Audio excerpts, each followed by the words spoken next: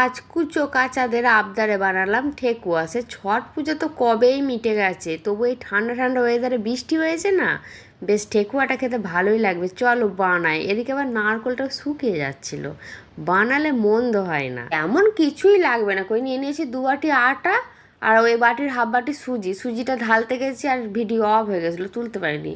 যাই হোক, তারপর দিয়ে দিয়েছি চিনি পরিমাণ মতো, দিয়ে দিয়েছি নারকেল কুড়ো একটু বেশি করে, বেশ ভালো লাগে খেতে। তারপর দিয়ে দিয়েছি পরিমাণ মতো মৌরি, ওই যে ঘি দিয়েছি ময়ানের জন্য, আর একটু সাদা তেলও যোগ করেছি।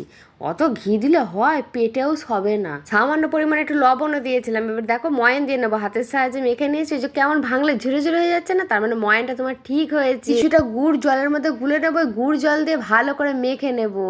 এইভাবে মেখে নেবো, দেখো দেখিনি মাখাটা ঠিক হয়েছে কি। মোরগে যাক যা হয়েছে তাই ভালো। তারপরে এবার হাতের সাহায্যে গোল্লা গোল্লা পাকিয়ে একটা কাটি নেব।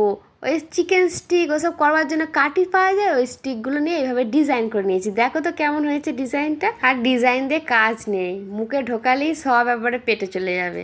যাই হোক, কড়াইয়ে সাদা তেল গরম করে নিয়ে এবার আস্তে আস্তে এরম ঠেকুয়াগুলো ভেজে নেব। দেখো তেলটা কিন্তু খুব গরম করবে না, হালকা গরম থাকবে, তারপর দেবো।